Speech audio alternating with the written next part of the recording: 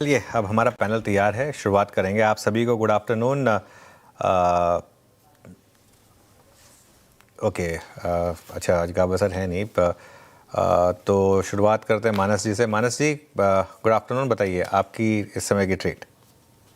Good afternoon अनुज जी। तो देखिए, Colgate पे खरीदारी करने की राय रहेगी। कोलगेट लगातार 200 डे मूविंग एवरेज पे रेजिस्टेंस फेस कर रहा था, लेकिन अभी कुछ देर पहले स्टॉक ने अपने 200 डे मूविंग एवरेज को रिगेन कर लिया है।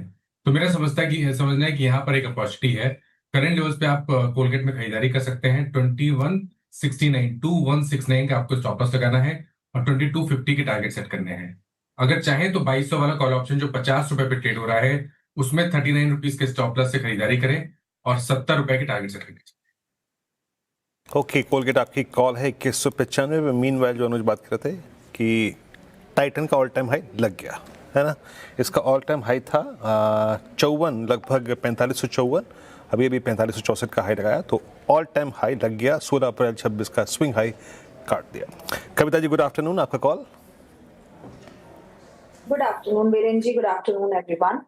शो एफएमसीजी से ही होगा और ये little positional setup is good on Nestle. काफी टाइम से ये स्टॉक एक अच्छा परफॉर्मेंस दे रहा है।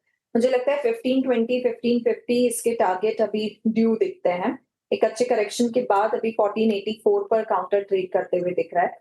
ये मौजूदा भाव से आप इसमें पोजिशनिंग कर सकते हैं। 1475 के स्टॉप लॉस के साथ इसमें पोजिशन करें फॉर द प्राइस ऑफ 1500 1520। ठीक है, दो ट्रेड्स आए बाई साइड के और दोनों ही एफएमसीजी पैक से आया है, कोलगेट और Nestle. Pankaj ji good afternoon, बताइए कौन सा स्टॉक चुन रहे हैं आज आप। गुड आफ्टरनून श्रेया जी, अनुज सर, वीरेंद्र जैन, ऑल को पैनलिस्ट। मैम मैं सेल साइड के साथ में जाना चाहूंगा। भारत फोर्ज के फ्यूचर्स में बिकवाली की सलाह रहेगी। किनसाइड बार का एक ब्रेकडाउन यहाँ पर बहुत शार्प डिक्लाइन देखने मिला है। मुझे लगता है कि वीकनेस और भी ज्यादा परसिस्ट हो सकती है यहाँ पर। तो 2000 रुपए का एक स्टॉप लॉस यहाँ पर मेंटेन करना होगा। लोअर लेवल पर मुझे लगता है कि 1650 रुपए तक के रेट्स यहाँ पर देखने मिल सकते हैं। चलिए अब चलते हैं अरुण जी के पास। Arun ji good afternoon. Meanwhile SBI का स्लिपेज नंबर भी ख़राब आया है। देखिए 4458 करोड़ से बढ़कर 5521 करोड़ पर आया है।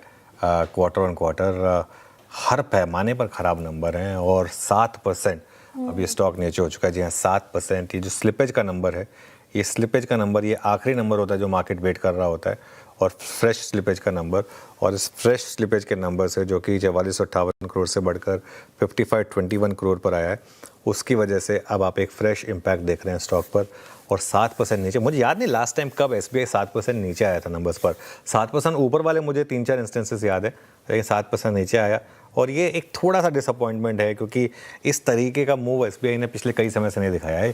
कई समय से एसबीआई नंबर्स पर आउट परफॉर्म करता आया है। पता नहीं ऐसा क्या हुआ इस क्वार्टर में।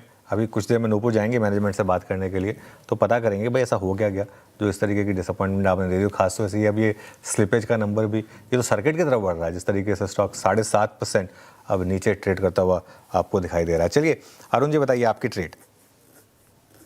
जी गुड आफ्टरनून अनुज सर। ट्यूब इन्वेस्टमेंट के साथ जाना चाहूंगा। ट्यूब इन्वेस्टमेंट में एक अच्छा मोमेंटम नजर आ रहा है। कल का हाई भी स्टॉक ने क्रॉस किया है।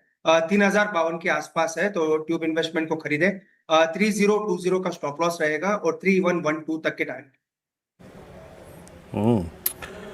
अरुण जी की कॉल ट्यूब इन्वेस्टमेंट, जिसका जिक्र मैं कुछ देर पहले कर रहा था। बहुत ही अच्छा प्राइस पैटर्न यहाँ पे इसका, और लॉन्ग ट्यूब इन्वेस्टमेंट्स। शिल्पा जी गुड आफ्टरनून, आपका ट्रेड। Good afternoon everyone. मेरा ट्रेड रहेगा लॉन्ग नायका पे।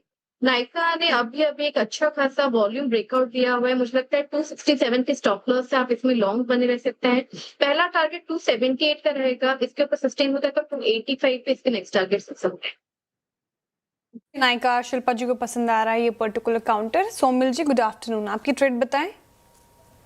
Good afternoon to everyone. मेरी ट्रेड होगी अगेन एफएमसीजी से ही। एचयूएल में कुछ समय पहले एक ब्रेकआउट मिला था एंडिंग डायगोनल से। एक inverted head and shoulder pattern का भी एक ब्रेकआउट मिला था ऑन द डेली चार्ट्स। अभी लास्ट 2 हफ्तों से एक कंसोलिडेशन चल रहा है between 10 daily moving average and 20-40 daily moving average. तो ये पूरा कंसोलिडेशन मुझे लगता है कि ऊपर की तरफ टूटेगा। Pretty positive on this. Target रहेगा 2400 और स्टॉप लॉस रहेगा 2240। एफएमसीजी एज अ पैक आज ठीक ठाक करता हुआ, थोड़ी बहुत खरीदारी हमें आईटी स्पेस में दिख रही है। इनफैक्ट आईटी स्पेस अब तो 1% ऊपर। टेक्निकल कॉल्स पूरे हो गए हैं, फटाफट से एक रिकैप फिर इन्वेस्टमेंट आइडिया भी लेंगे। मानस जी ने शुरुआत की कोलगेट के साथ और 2250 के टारगेट देख रहे हैं वो, 2169 का आपको लगाना है स्टॉप लॉस। कविता जी भी एफएमसीजी पैक से ही जा रही है नेस्ले के साथ और 1550 के टारगेट नेस्ले में, 1475 का स्टॉप लॉस लगाना है।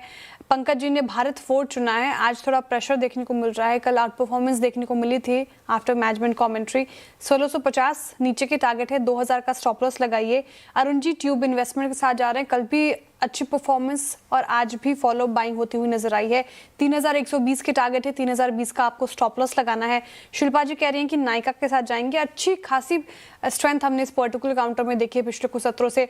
280 285 के टारगेट के लिए चेज कीजिए, 257 का स्टॉप लॉस। और आखिर में सोमिल जी ने HUL चुना, हिंदुस्तान यूनिलीवर एफएमसीजी पैक से, जहां पर स्ट्रेंथ देखने को मिल रही है। आज के सेशन में ऑलमोस्ट डेज हाई के आसपास ही कामकाज करता हुआ ये काउंटर आपको नजर आएगा। अब आपका इस मार्केट में इन्वेस्टमेंट आइडिया क्या हो, ये समझ लेते हैं। सिद्धार्थ खेमका जी हमारे साथ जुड़ रहे हैं। सिद्धार्थ जी सुप्रभात, माफ कीजिए, गुड आफ्टरनून और स्वागत है आपका कार्यक्रम में। बताइए आपका इन्वेस्टमेंट आइडिया क्या होगा। धन्यवाद, नमस्कार आपको और सभी बाकी पैनलिस्ट को, दर्शकों को भी। तो जो मेरा इन्वेस्टमेंट आइडिया है वो वारी एनर्जीज है। हाल में कंपनी ने अपना एक एनालिस्ट डे रखा था जहां पर वारी 2.0 के तहत कंपनी ने काफी स्ट्रॉन्ग एग्रेसिव बिजनेस प्लान बताया है। जो हमें लगता है कि वारी अब जो है ट्रांजिशन कर रहा है from a pure module manufacture से अब वो टारगेट कर रहा है fully integrated clean energy platform की तरफ जाते हुए।